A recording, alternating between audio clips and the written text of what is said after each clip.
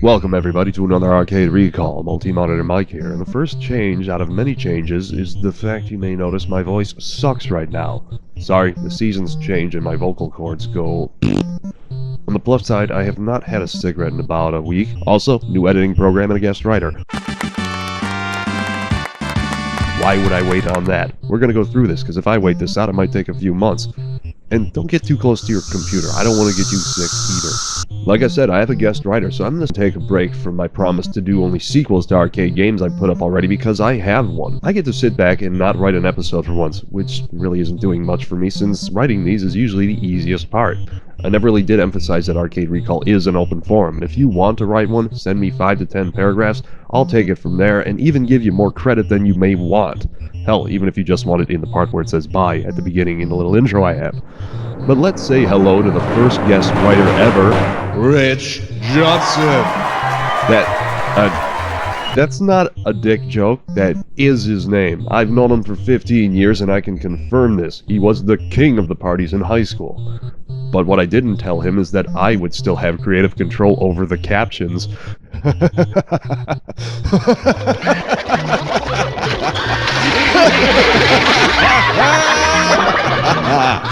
All laughing aside, I'm gonna let Rich take it from here. Yeah, sure, it sounds like my voice, and yes, I did think about making an impression of Rich for the rest of this, but with my voice in its current state, I couldn't impress anybody. Not to mention, it would be unflattering, and Rich would be greatly insulted, and probably not want to be friends with me anymore, and I couldn't bear the thought of such a thing ever to take it from here, Rich.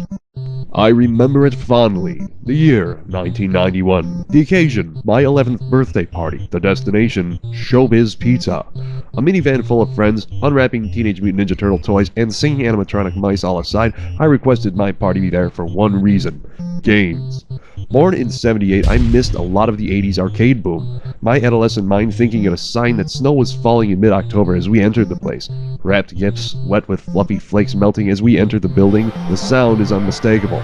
Every time I walk into a Dave & Buster's or GameWorks, I still hear that sound and I am instantly nostalgic. The problem now comes with trying to find the game I played all day, Rampage. Living in the northwest suburbs of Chicago and having to drive an hour to play it standing up is still worth it.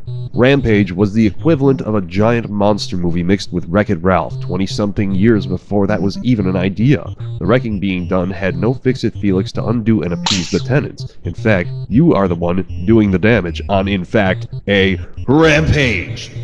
The destruction-focused revelry was enacted by Lizzie the Lizard, an obvious ripoff of Godzilla, George the Ape, an obvious King Kong clone, and for some reason rounding out the cast a giant wolfman named Ralph.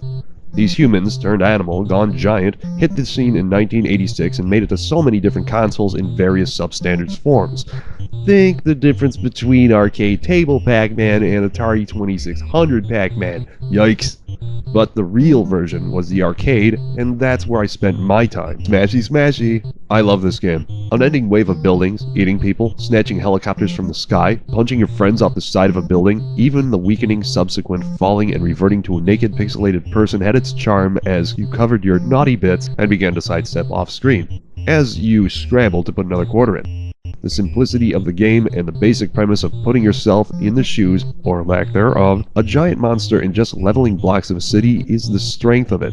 Climb up the side of a building, smash the windows repeatedly as you go up, even smash behind you to hit the building next door as you climb, and keep smashing until the cloud forms at the bottom and get off before the whole thing becomes dust.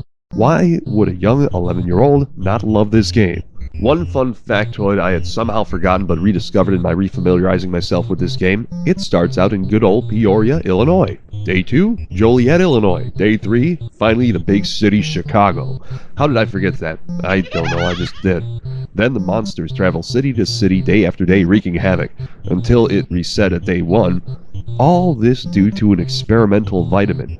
Now you've got the National Guard on your ass. The ability to have anyone else hop in at any stage of the game was great. I never saw if there was a kill screen, although it had no official ending to the arcade version, at least, but I remember pissing off a lot of kids I didn't even know by punching them off the building I already had called dibs on. Subsequent sequels emerged over the years: Rampage World Tour, Rampage 2 Universal Tour, and Rampage Total Destruction, sometimes adding new giant animals to destroy new and exciting locales, even stooping to add a giant one-eyed alien at one point. But hey, why not? You already have giant mutant animal people, throw in a damn alien. But the original was where it's at. Just pure fun, a quarter and a time suck that always left me wanting more. Who doesn't want to punch a helicopter out of the sky like a pesky fly? Not me. I love that shit.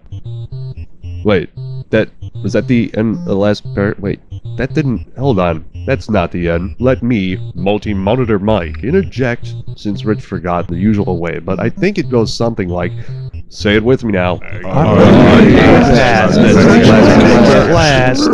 Thanks again, Rich. Now give me more.